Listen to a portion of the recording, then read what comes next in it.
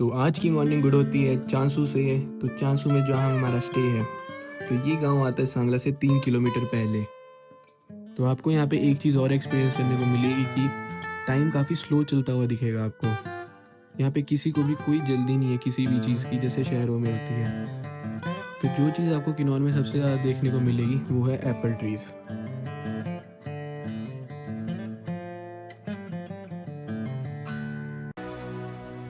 तो अब चलते हैं किन्नौर से स्पीति की तरफ, Sangla to Nako.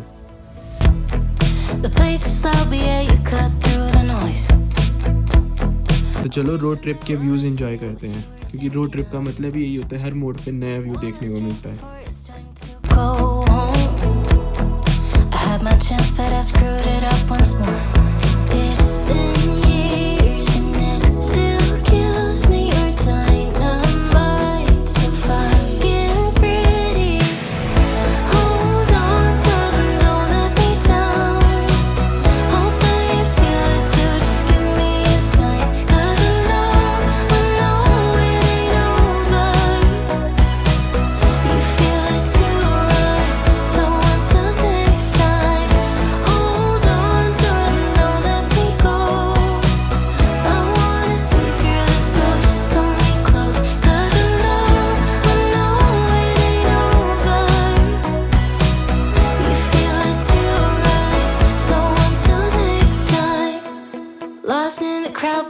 Drown out the sound. I wish I knew what you were thinking about. Is this thing in my head delusional till I die, babe? At least we stand a chance then, right? It's been years and it still kills me. Your dynamite, so fucking pretty. Hold on, darling, don't let me down. Hope that you feel it too. Just give me a sign. तो इस area को लोग ना shooting stone area भी बोलते हैं, क्योंकि ना यहाँ से ऊपर पत्थर गिरते रहते हैं। और ये हाईवे अभी जा रहा है रिकांगपियो की तरफ। तो इधर हाईवे से कुछ ऐसा व्यू देखने को मिलता है। यहाँ पे वैसे गाड़ी रोकना ना अलाउड नहीं है, क्योंकि ऊपर से कभी भी पत्थर गिर सकते हैं। तो जो ऊपर आपको वो जो चोटी दिख रही है ना बर्फ़ में, वो है किन्नौर कैलाश। तो ये इसका अगर अच्छे से आपको व्यू देखना है ना, ये आपको दिखता है कल्पा से। ये आपको हाईवे से भी दिख जाएगा, पर कल्पा से ज़्यादा क्लियर दिखेगा। So until next time, I'll leave alone and just like that I'm back to being sober. We'll leave it all aside 'cause this way will never be over. तो आपको ऐसा NH हाईवे ना बिल्कुल सीधा सीधा road Pooh तक देखने को मिलता है। उसके बाद थोड़े मोड़ आ जाते हैं, लेकिन ऐसा सीधा पूह तक काफ़ी देखने को मिलता है।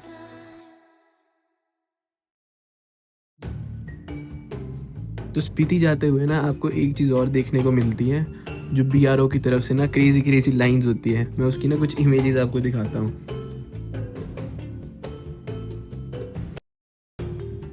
ऐसी ऐसी लाइंस ना आपको बहुत सारी देखने को मिलती है, तो इधर उधर देखते रहा करो, बहुत सारी दिखने को मिलेगी।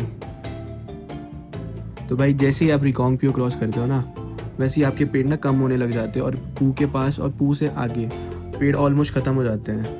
तभी आपको ये सारा एरिया इतना ड्राई दिखता है, और यहाँ पे ऑक्सीजन लेवल भी धीरे धीरे कम हो जाता है।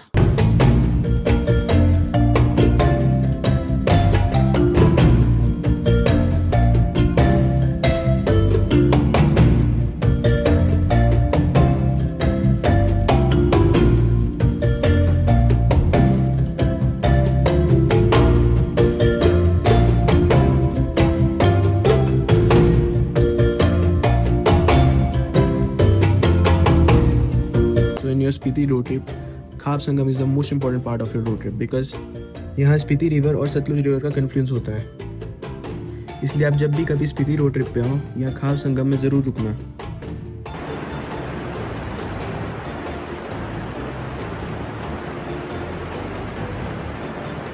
ये सिर्फ सीनिक स्पॉट नहीं है, ये junction historically Indo Tibet route का इम्पोर्टेंट पार्ट भी रहा है, और आज भी स्ट्रेटेजिक कनेक्टिविटी पॉइंट है।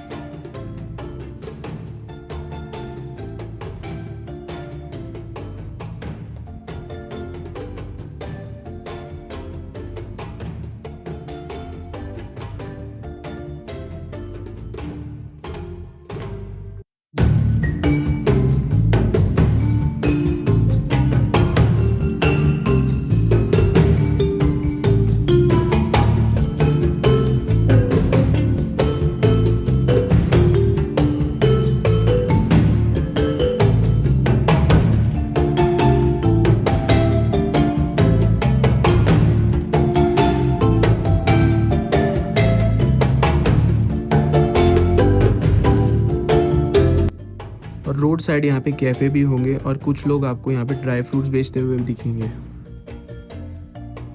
और यह नदी की आवाज़ सुनो कितनी लाउड नॉइज़ आती है। और वो जो नदी आपको सामने दिख रही है डार्क ग्रीन कलर की, वो है स्पीति नदी, और जो इधर से आ रही है ये है सतलुज।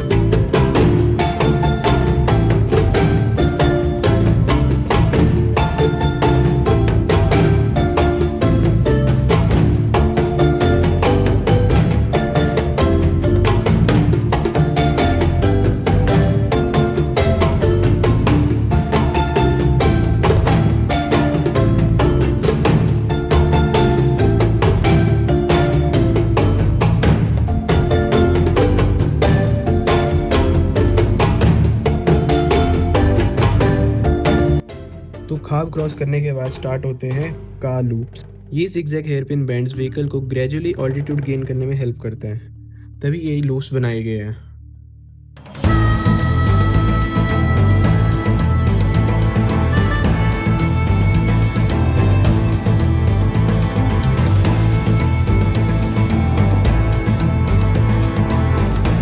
यहाँ से रोड का पैटर्न ऊपर तक क्लियरली दिखता है, जो इस स्ट्रेच को और इंटरेस्टिंग बना देता है।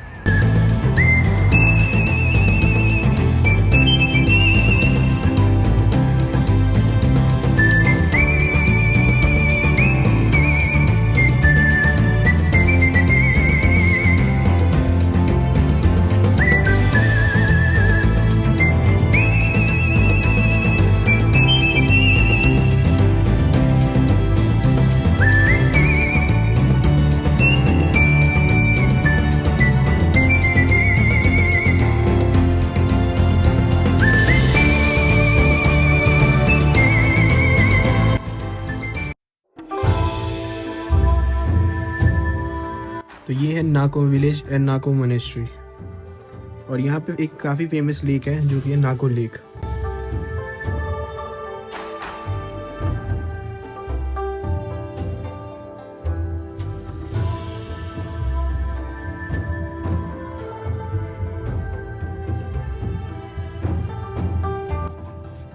ये मोनेस्ट्री लगभग 1000 साल पुरानी मानी जाती है और तिब्बतन बुद्धिस्ट कल्चर का एक इम्पॉर्टेंट सेंटर है।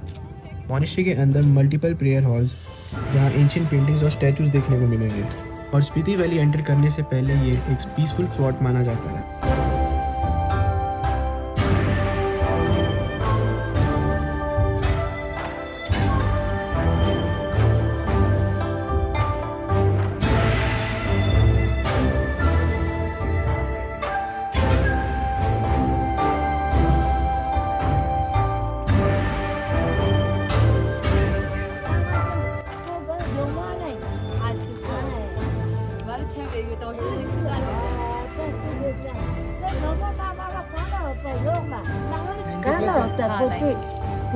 Evi khang ban ko evi. Evi namo. Ma evi yok to ye la be ma kong sher go mai che khat. De evi ram ba du. Oh, ji le ba ko ma na. Ipo bo ko ale bi de. Chi de de rang se mere ko pui se tu nam che so. Evi ah. Puti ta. De evi khal don da kan. Evi ka le ba ko da. Koran ba.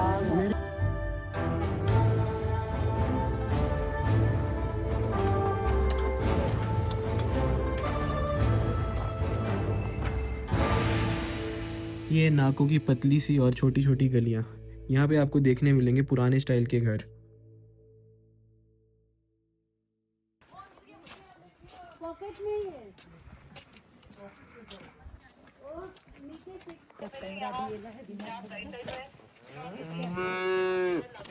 और ये है नाको की frozen lake, जिसके लिए नाको काफ़ी popular है। तो winters में अगर आप आओगे तो आपको नाको लेक बिल्कुल ऐसे ही जमी हुई दिखेगी, और समर्स के टाइम में लिक्विड फॉर्म में।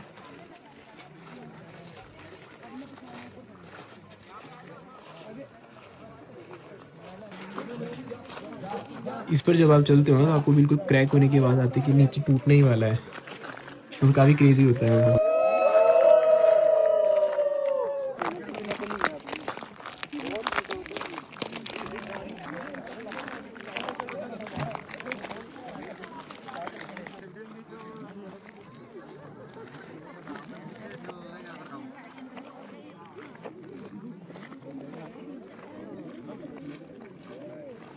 नेचुरल। तो मैं जुले कहती हूँ, जुले काइंड ऑफ हमारे यहाँ पे मतलब नमस्ते को बोलते हाँ हैं। जी। तो यहाँ से स्पीति तक आप जहाँ भी बोलोगे जुले टाशी बेले आप बोलोगे काइंड ऑफ नमस्ते बोलते हैं। ग्रीटिंग। हाँ जी।